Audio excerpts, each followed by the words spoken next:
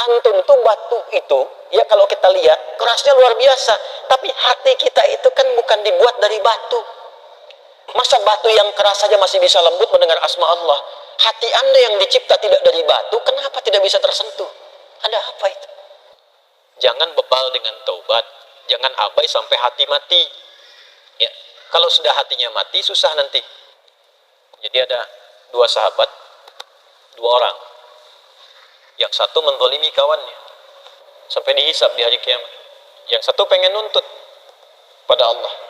Yang namanya sahabat itu kan pasti walaupun ada masa-masanya bertengkar, tapi ada kan periode yang baik-baiknya yang dikenang.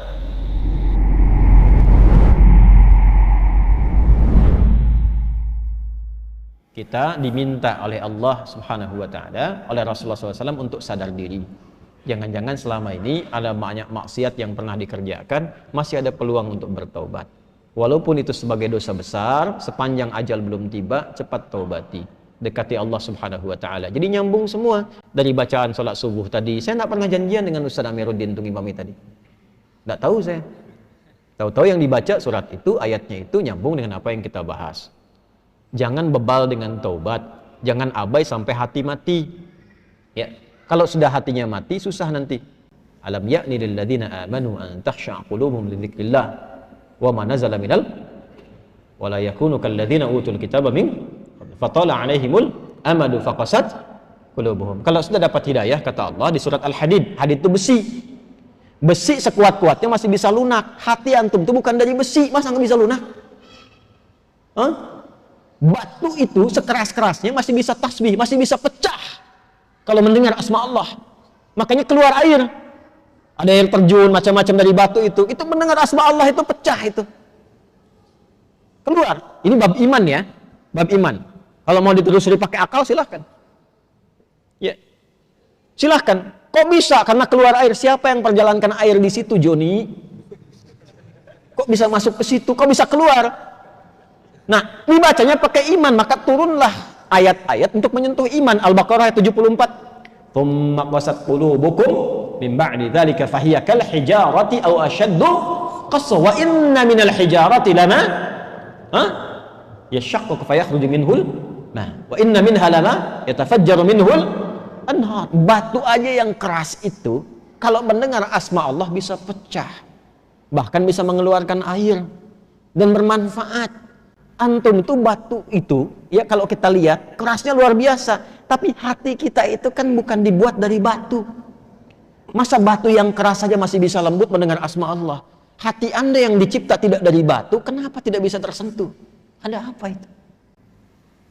Nah ternyata maksiat itu bisa membuat hati keras melebihi batu.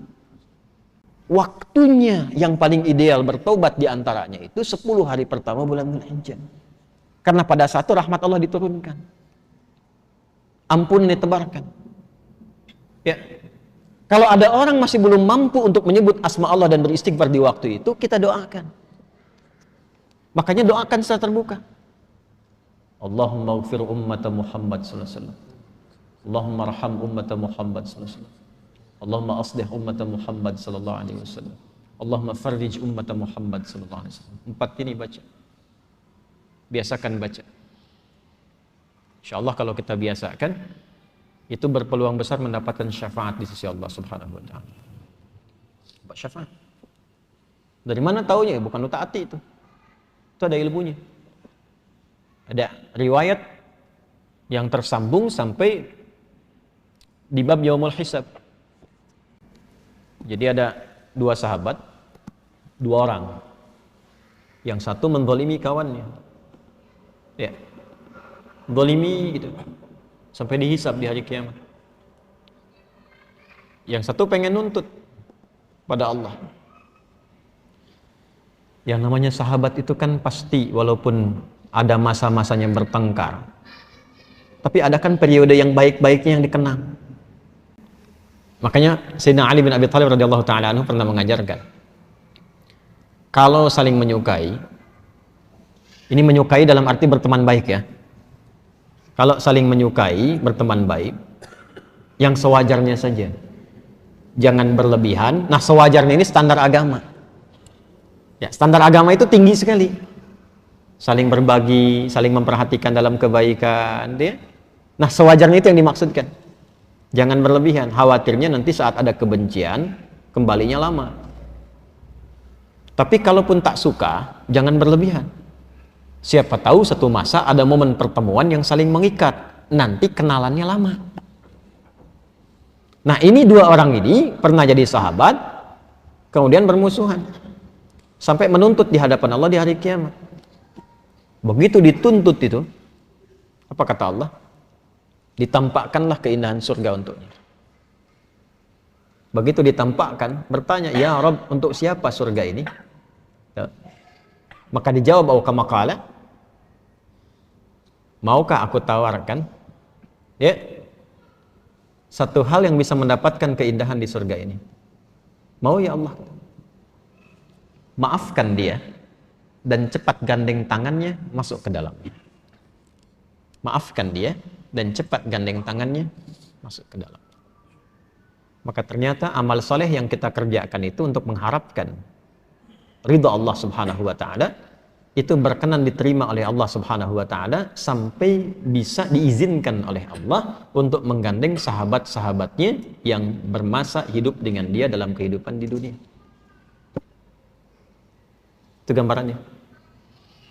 Dan itu nanti termasuk bagian dari ayat-ayat Quran yang di Quran surah ketiga Ali Imran ayat 133 sampai 134. Wasari'u ila maghfiratin min rabbikum wa jannatin 'arduhas samawati wal ardu 'iddat lil muttaqin. Siapa orang yang berpeluang mendapatkan surga seluas langit dan bumi itu?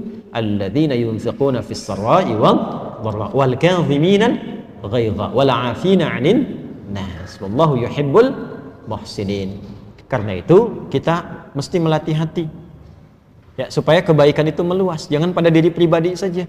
Kalau mau soleh, bagus, tapi jangan kurangi kesolehan dengan banyak mencela orang, supaya banyak salah keluar juga nanti. Lebih baik kita doakan. Dan kita tidak dituntut untuk hasil dari mereka, yang penting kita ikhtiar. Nah, 4 ini tadi. Allahumma ighfir ummata Muhammad. Allahumma ighfir ummata Sayyidina Muhammad SAW. Allahumma arham ummata Sayyidina Muhammad SAW. Allahumma aslih ummata Sayyidina Muhammad SAW.